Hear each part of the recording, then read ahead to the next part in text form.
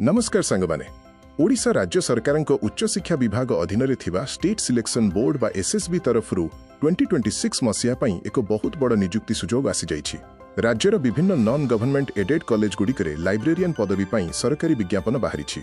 जेउ पिला माने library science पढिछंती सेमानक पई एहा एक सुवर्ण सुजोग। आज आमे एहार सिलेबस बयस सीमा एवं सिलेक्शन प्रोसेस विषय रे संपूर्ण आलोचना करिबा। प्रथमे आसंतु जानिबा वैकेंसी एवं दरमा विषय रे। एही नियुक्ति रे सर्वमोट 225 टी पदवी खाली अछि एवं सबुठारु बड़ कथा हेउछि एहा एक ग्रुप बी पोस्ट अटे। दरमा कथा देखिले एहा पे लेवल 9 अंडर रे आसुछि जहा कि बहुत उच्च सैलरी अटे।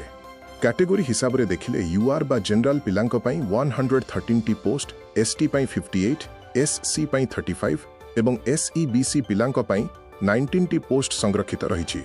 गुरुत्वपूर्ण तारीख गुड़िक उपरे ध्यान दियंतु। ऑनलाइन आवेदन प्रक्रिया द 27th of April 2026 दिन 2:30 PM रु आरंभ हेबाकु जाउछि एवं फॉर्म पकाइबार शेष तारीख हेउछि द 30th of May 2026 राति 11:45 PM पर्यंत।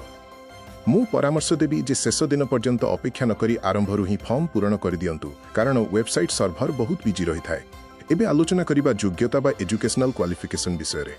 एही पदवी रे अप्लाई करिबा पई आपनक पाखरे कोनोसी स्वीकृति प्राप्त विश्वविद्यालय रु bachelors degree in library science certificate थिबा निहाती आवश्यक। एहा सहित आपण ओडिया भाषा कही पढ़ी एवं लेखि पारुथिबा दरकार एवं निजर 10th क्लास बा मैट्रिक रे ओडिया को गोटिए विषय रूपे पास करिथिबा दरकार। बयस सीमा कथा कहिले द 1st of January 2026 सुधा आपनकर सर्वनिम्न बयस 21 वर्ष एवं सर्वाधिक बयस 42 वर्ष होइथिबा दरकार। अर्थात आपनक जन्म द 1st of January 1984 पूर्वरु किंबा द 1st of January 2005 परे होई नथिबा आवश्यक। बयस कोहळ बा रिलैक्सेशन मध्य रहिछि। एससी, एसटी, एसईबीसी एवं समस्त महिला प्रार्थीक पई 5 वर्षर रिलैक्सेशन अछि एवं पीडब्ल्यूडी बा दिव्यांग पिलांक पई 10 वर्षर बयस कोहळ करा जाइछि। आसंतु बुझिबा सिलेक्शन केमिति हेबो। एथिरे कोनसी इंटरव्यू नाही, केवल गोटिए रिटन एग्जाम बा लिखित परीक्षा माध्यमरे मेरिट लिस्ट बाहरिबो। परीक्षाटी मोट 150 मार्क हेबो जेउथिरे 100 मल्टीपल चॉइस क्वेश्चन एमसीक्यू आसीबो। गोटिए ठीक उत्तर पई आपनकु 1.5 मार्क मिलिबो किंतु ध्यान रखिबे जदि गोटिए उत्तर भूल हुए तेबे 0.5 रो नेगेटिव मार्किंग मध्य कटिबो। एही परीक्षा देबा पई आपनकु मोट 2 आवर्स समय मिलिबो। एही परीक्षा को क्वालिफाई बा पास करिबा पई मिनिमम मार्क निर्धारण करा जाइछि। यूआर एवं एसईबीसी वर्गर पिलामानंकु पास करिबाकु हेले अति कमरे 40% मार्क रखिबाकु पड़िबो।